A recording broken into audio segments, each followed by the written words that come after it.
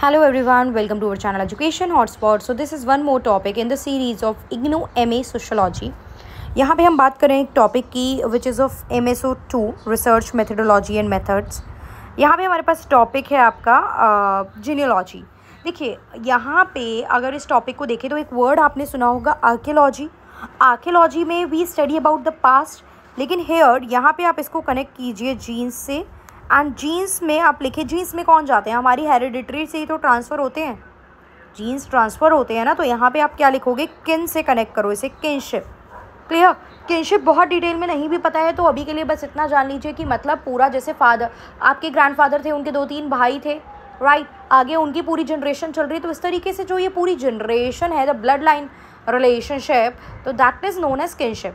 Clear? Kinship का part इंसान देखो बाय बर्थ भी बन सकता है, डिसेंट थ्योरी जिसे बोलते हैं। बाय बर्थ आप पार्ट बन गए, या फिर आप बाय मैरिज भी बन सकते हो, जैसे क्लाउड लेवी स्ट्रॉस ने एक्सप्लेन करा था। मैरिज के रिलेशन से भी तो एक गर्ल आपकी फैमिली में आ रही है, देन वो किन का पार्ट बन जाती है। तो ये ठीक है, टॉपिक यहाँ पे हमारा डिफरेंट है। यहाँ पे हमें देखना है यहाँ पे आप करते क्या हो। यहाँ पे आप स्टडी करते हो अपनी किनशिप को। किनशिप मतलब जो अर्लियर जो लोग रहे हैं आपकी किन में, उनके बारे में आप स्टडी कर रहे हो, उनके रिकॉर्ड्स को आप स्टडी कर रहे हो, राइट। उनके रिकॉर्ड्स को आप स्टडी करें। और देखो सोशल रिसर्च में इसका यूज़ डिफरेंट डायग्राम्स के थ्रू, सिंबल्स के थ्रू, जैसे ट्रायंगल, स्क्वायर, इस तरीके के सिंबल्स और डायग्राम्स के थ्रू इसकी स्टडी की जाती है।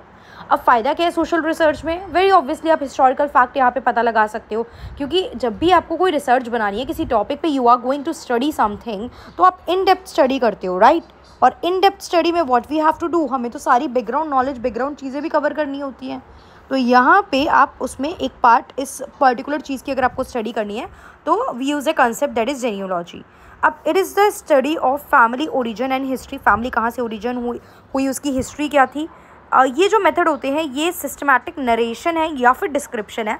मतलब एक सिस्टम में आप कोई चीज़ को समझा रहे हो, फैमिली ट्री को, जिसमें आप सारे जो किनशिप लिंकेजेस हैं, जैसे ये इससे रिलेट करता है, ये इससे इस तरीके से रिलेटेड है, जो भी टर्म्स है और जो भी आप किस तरीके से उसको प्रॉपर यूज़ कर रहे हो, और आगे किस तरीके से वो ट्रांसफ़र हुई है, क्योंकि ये तो ट्रांसफरेबल होती है ना। तो ये सारी चीज़ें ये हमें समझाते हैं इसके मेथड्स। अब इट कैन ऑल्सो भी called the study of descent. Descent की स्टडी भी कहते हो, मैंने बताया ना 2 तरीके से होता है। बाय डिसेंट आप किन का पार्ट बनते हो? बाय मैरिज बनते हो। तो यहाँ पे आप डिसेंट की स्टडी कर रहे हो, और family constituting the family tree, मतलब एक ट्री बना के आप स्टडी करते हो।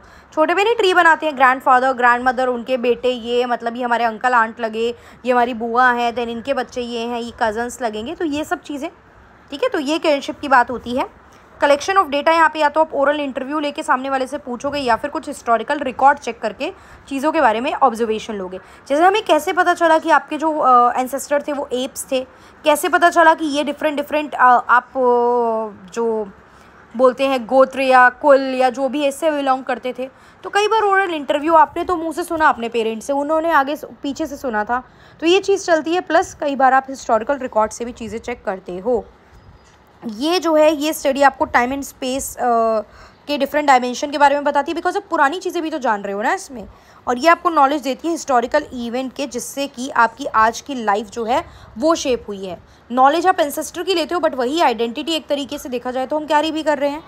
प्लस ये ग्रीक लैंग्वेज से डिराइव हुआ वर्ड है, दैट इज़ जो आपका ये वर्ड है gene, that is generation, and logos मतलब नॉलेज। तो नॉलेज ऑफ द जनरेशन, ये मीनिंग हो गया।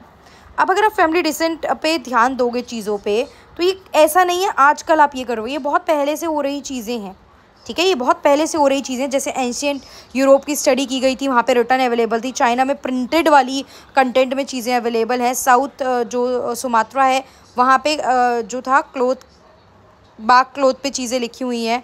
नॉर्थ इंडिया में कास्ट को लेके चीज़ें प्रेजेंट है, किस तरीके से कास्ट डिवीज़न और कास्ट के बेसिस पे ग्रुपिंग बनी। तो देयर आर मैनी रिकॉर्ड्स जिनके थ्रू आप चीज़ों को ऑब्जर्व करते हो। अब फ़ायदा क्या है? देखो पूछेगा तो सीधा शॉर्ट नोट दे सकता है वर्ड लेके, या आपको ये भी पूछ सकता है how will you use this term in the social research. तो थोड़ा इलेबोरेटिव वे में आप बता दोगे कि ये सोशल स्ट्रक्चर को समझने में हेल्प करता है। मैंने सिर्फ इतना पॉइंट लिखा, just elaborate this point little bit, 2-3 point में और इलेबोरेट कर दो। इससे आपको इंडिविजुअल्स के बारे में, मतलब individuals help in getting to know the individuals among the ethnographers work. मतलब जो भी वर्क रहा है एथनोग्राफर्स का, जो स्टडी आपके पास अवेलेबल है, जो डेटा आपके पास अवेलेबल है, उसके थ्रू आप चीज़ों को पहचान पाते हो। प्लस ये इम्पॉर्टेंट है उन कल्चर में which are non indigenous anthropologist study. मतलब जो इंडिजीनियस एंथ्रोपोलॉजिस्ट अगर कोई चीज़ स्टडी कर रहे हैं, मतलब जो इंडिया से बिलोंग नहीं भी कर रहे हैं, तो उनके लिए तो ये डेटा हमारे लिए इंपॉर्टेंट हो जाता है, तभी वो यहाँ की सोसाइटी को बेटर समझ पाएंगे, राइट।